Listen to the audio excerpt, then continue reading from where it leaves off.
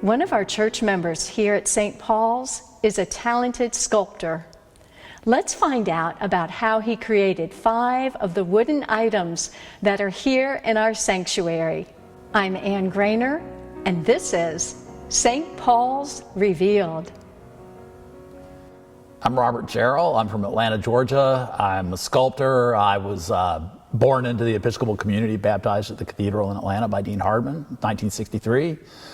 And so I come to pass to choosing the arts as my profession and winding up in sculpture and doing big outdoor sculptures mostly, stone carvings, and came here to be at St. Paul's, and Father Kendrick had just come to the church as the new rector, came to my studio and saw some of the work I was doing, and it said, we're building a new church and I've got some ideas, I've got some plans for you.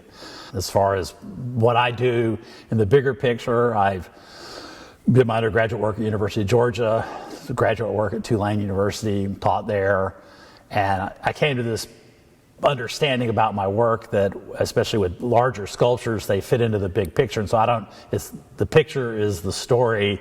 I'm just helping illustrate the story. And so the things that I make, the people that see them come to them with their own beliefs and ideas. And it's just that I help mark the path, so to speak. And I feel like I'm a participant in a bigger story. And that's where I came to explain my thesis as a sculptor and participating in meaning as opposed to creating the meaning. So this altar is the first commission, and as this church is Carpenter Gothic style, my bigger background, I basically met with a committee, floated a couple of ideas out, some simple drawings, settled on a final process, and then this is what we came up with. It's a wood, it's white oak. It has these 3 bays, they're barrel arches which match the door coming in.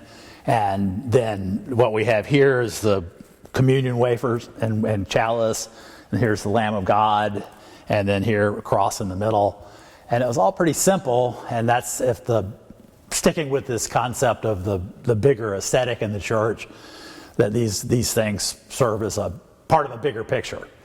And there again, they're just illustrations and the concepts. And as far as visiting with Father Kendrick and choosing the ideas for the rondelles, we went into the old church and we're looking at the stained glass windows. And it was a pretty casual meeting with Father Kendrick where we settled on the idea for the 2 rondelles. So in this case, I work with raw material and do the carving myself. And this is all put together with basically wooden pegs and glue, and that there's no metal screws or nails in it. And it's old world style carpentry. It's real simple, and it's also really rugged. Father Kendrick said, "Now, Robert, I want this altar to last 200 years." And I said, "Russell, it's going to last 2,000. We've been around a long time." And it's really, I think, it's very solid. It's quite heavy. It took 8 people to move it up here into the church. And anyway, I think it's what they were asking for. It was a real joy to make, and it opened a lot of doors for me in this process of engaging in liturgical work. So this pulpit is the second commission, following shortly after the first. And in the particular case here, it's a memorial for Father Kendrick's father. And I had some close conversation with him, not about so much the imagery as just about our family love and the things that move us emotionally.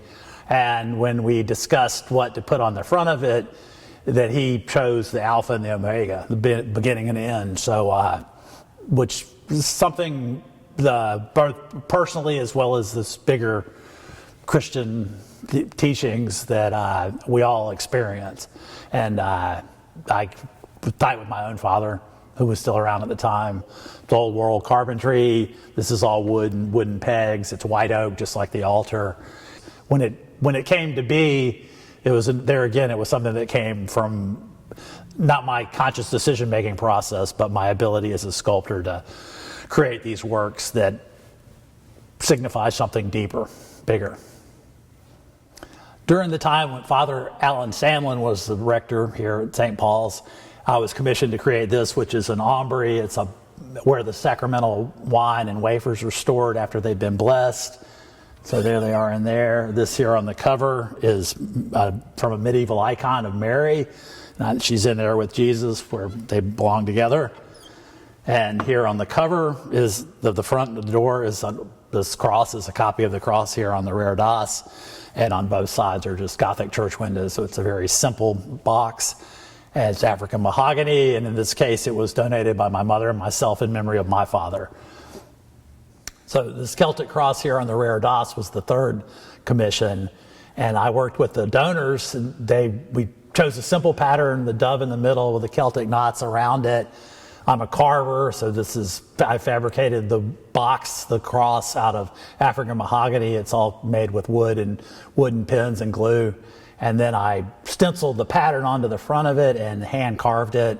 And it's a long process, a lot of intricate small maneuvers, a lot of different chisels. But then in the end, the bigger picture, all those knots draw the eye to the center and the dove represents Jesus' love coming down to the earth. So pretty simple iconography, works good, and it fits the space up there nicely. So this commission is a processional cross, and it's made from plate brass, and this is more African mahogany. This is actually basswood right here, and these are little wooden pegs. That's how it's all put together.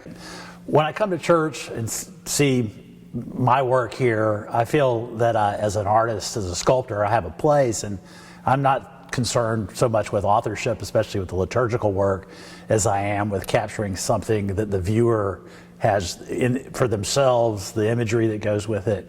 People bring their own story to whatever they're looking at, and in my case, so this story illustration and my personal work is a lot like stacking stones on a foggy mountainside, and it's like, so people are drawn to the image, they're drawn to the cairn, and it helps them find their way, but they know what they're looking for, and I just help mark the path.